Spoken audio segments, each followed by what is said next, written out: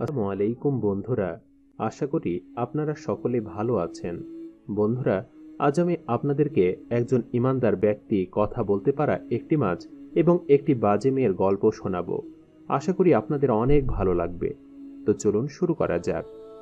একটি গ্রামে খুবই বাজে এবং দুশ্চরিত্রা এক নারী বাস করত।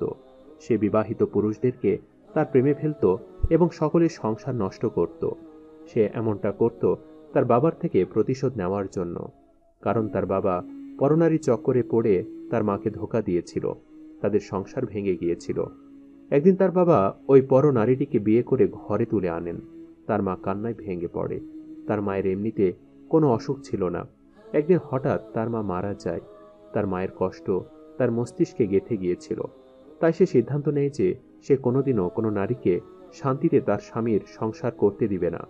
প্রতিদিন যখন তার বাবা সকালবেলা কাজে বের হয়ে যেত, সে তার বান্ধবীর বাসায় যাওয়ার কথা বলে বাড়ি থেকে বের হতো এবং সেখানে গিয়ে সুন্দর করে সেজেগুজে তৈরি হয়ে খারাপ কাজ করতে বের হয়ে যেত। তার টার্গেট ছিল শুধু বিবাহিত পুরুষেরা। সে ছিল ভীষণ সুন্দরী। ধীরে ধীরে গ্রামের সকল বিবাহিত পুরুষেরা তার সৌন্দর্য এবং মায়ার জালে ফাঁসতে থাকে। যে গ্রামের সকল পুরুষ একসময় মসজিদে সালাত আদায় করতে আসতো, সেই গ্রামের সকল পুরুষেরা আজ ওই পতিতা মেয়েটির চক্রান্তে ফেসে গিয়েছিল। মাত্র কিছু মানুষই মসজিদে আসতো সালাত আদায় করতে। একদিন ওই পতিতা মেয়েটির বাবা ব্যবসার কাজে বাড়ি থেকে কয়েকদিনের জন্য শহরে গিয়েছিল। যতগুলো রাত তার বাবা বাসায় ছিল না, প্রতিটা রাত ওই মেয়েটি এক একজন বিবাহিত পুরুষের সাথে কাটিয়েছে। তার সৎ মা কখনোই তার খোঁজ খবর রাখত না, কিন্তু একদিন রাতে সে তার সৎ মেয়ের পিছু নেয় এবং যা দেখে তার জন্য সে মোটেও প্রস্তুত ছিল না। সে তার মেয়েকে গ্রামের একটি বিবাহিত পুরুষের সাথে আপত্তিকর অবস্থায় দেখতে পায়। সে নিজে কিছু না বলে অন্য আরেকজনের মাধ্যমে ওই পুরুষের স্ত্রীকে খবর পাঠায়। খবর পেয়ে ওই বিবাহিত পুরুষের স্ত্রী সেখানে গিয়ে ওই পতিতা মেয়েটিকে অনেক গালাগালি করে এবং অভিশাপ দেয়। গ্রামের এমন কোনো বিবাহিত পুরুষ ছিল না যাকে ওই মেয়েটি নিশানা বানায়নি। এই ঘটনা গ্রামের প্রতিটি ঘরের রোজকার কাহিনী হয়ে উঠেছিল। ওই মেয়েটির বাবা যখন কাজ শেষে বাড়িতে ফিরে আসে, তখন মেয়েটির সৎ মা তার বাবাকে বলে, তোমার মেয়ে বান্ধবীর বাসায় যাওয়ার নাম করে সারাদিন কোথায় যায়, কার সঙ্গে মেলামেশা করে বেড়ায়, কোনো খবর কি রাখো? মেয়ে তো ধীরে ধীরে নষ্ট হয়ে যাচ্ছে। ওই পতিতা মেয়েটি খুবই খুশি মনে নাচতে নাচতে বাড়িতে ঢুকছিল। সে আজ খুবই আনন্দিত, কারণ আজ সে গ্রামের সবচেয়ে বড়লোক ঘরের পুরুষটিকে হাত করতে পেরেছে এবং অনেক টাকা সে ইনকাম করেছে। কিন্তু তার খুশি নিমিষে মিলিয়ে গেল যখন তার বাবা বাড়িতে ঢোকা মাত্রই তার গালে ঠাস করে একটি থাপ্পড় বসিয়ে দিল এবং ঘরে দরজা লাগিয়ে অনেক মারধর করল। অনেকক্ষণ মারার পরে মেয়েটির বাবা মেয়েটিকে ঘরে তালা লাগিয়ে বন্দি করে দেয়। মেয়েটি অনেক কাঁদতে থাকে এবং অনুরোধ করতে থাকে দরজা খুলে দেওয়ার জন্য, কিন্তু কেউ খুলে দেয় না। এভাবে কেটে যায় একটি রাত।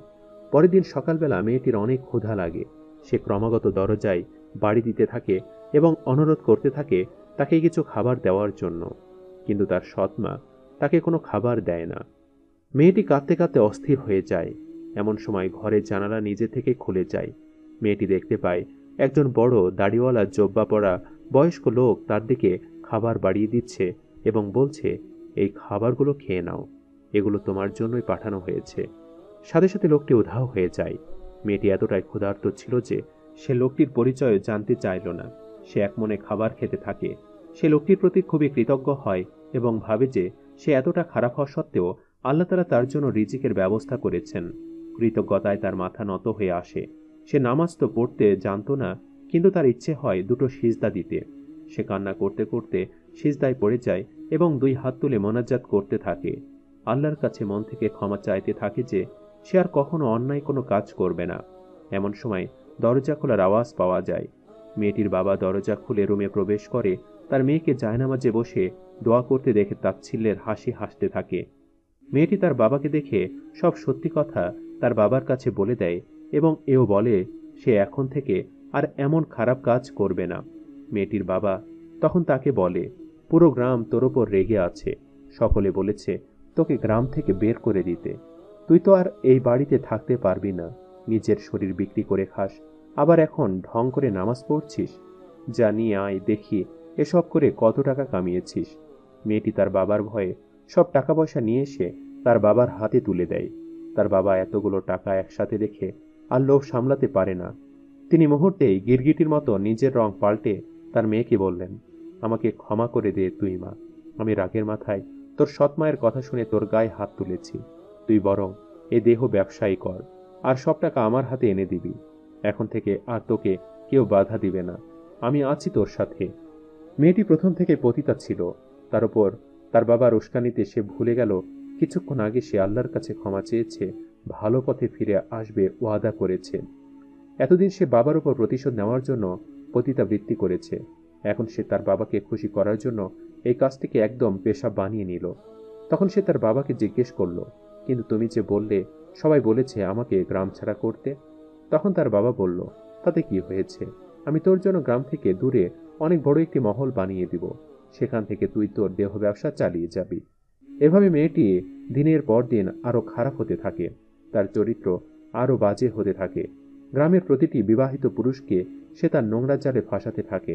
গ্রামের মহিলাগুলোর মধ্যে এক পরহেজগার মহিলা তার স্বামীর এমন বিপথে যাওয়া দেখে মোনাজাতে অনেক কান্নাকাটি করে এবং আল্লাহকে বলে, হে আল্লাহ, যে গ্রামে আগে সবাই তোমার ইবাদত করত, সেই গ্রামে আজ এক পতিতার জন্য সবাই দিনের পর থেকে সরে গেছে। তুমি দয়া করে তাদেরকে সঠিক পথ দেখাও। আমার স্বামীকেও তুমি সঠিক পথে নিয়ে এসো। কথায় বলে হারাম কাজে টাকা খুব তাড়াতাড়ি আসে। ওই পতিতা মেয়েটিও অল্প কিছুদিনের মধ্যেই অনেক বড়লোক হয়ে গেল। গাড়ি বাড়ি টাকা পয়সা কোনো কিছুরই তার কমতি ছিল না। মেয়েটির বাবা ব্যবসা ছেড়ে দিল। মেয়েটি যখন দেহ ব্যবসা করছে আর তা দিয়ে সংসার চলছে, তখন আর অন্য কোনো ব্যবসায় কি বা দরকার। একদিন এক পরহেজগার ব্যক্তি ওই মেয়েটির বাড়িতে এসে মেয়েটির খোঁজ করল। মেয়েটির বাবা তখন ওই লোকটিকে বলল, আমার মেয়ে তো এখানে থাকে না, সে গ্রাম থেকে দূরে ঝর্ণার ধারে এক আলিশান বাড়িতে থাকে, আর ওখানেই কাস্টমারদেরকে সার্ভিস দেয়। আমি বরং আপনাকে সেখানে নিয়ে যাই। এই বলে মেয়েটির বাবা সেই ইমানদার লোকটিকে মেয়েটির খাস মহলে নিয়ে আসলো। মেয়েটি তার বাবার সাথে ওই লোকটিকে দেখা মাত্র লোকটির কাছে গিয়ে কানে কানে বলল, কি ব্যাপার, বয়স তো ভালোই হয়েছে, কিন্তু জৈপন এখনো কমেনি। কত টাকা দেবে শুনি? সব কি এখানেই করবে নাকি ঘরেও যাবে? এসো প্রিয়, ঘরে এসো, সেখানেই তোমাকে সবকিছু দিব। এই ধরনের বাজে কথা বলে মেয়েটি ওই ইমানদার ব্যক্তিটিকে হাত ধরে বাড়ির ভেতরে নিয়ে যেতে থাকে। কিন্তু লোকটি থেমে যায় এবং মেয়েটিকে বলে, আমি বাড়ির ভেতরে যাব না, তুমি বরং ঝর্ণার ধারে আমাকে নিয়ে চলো। মেয়েটি কিছুটা অবাক হলেও লোকটিকে নিয়ে বাড়ির পেছনে ঝর্ণার ধারে যায়। লোকটি মেয়েটিকে প্রশ্ন করে, তুমি কি এই পানি থেকে একটি মাছ ধরতে পারবে? মেয়েটি বলে, না, আমি কেন মাছ ধরব? মাছ তো ধরে আমার চাকর বাকররা। আপনি যদি মাছ খেতে চান তাহলে আমি আমার চাকরকে ডাকব। তখন ওই লোকটি বলল, না থাক, লাগবে না।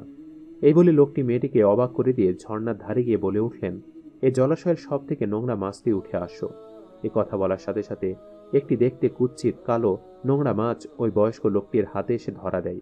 তখন ওই মেয়েটি বলে ওঠে, সি সি, এই নোংরা মাছটিকে আপনি হাতে নিলেন? তখন অলৌকিকভাবে ওই মাছটি বলে ওঠে, তুই আগে নিজের দিকে দেখ, তারপর আমাকে নোংরা বল।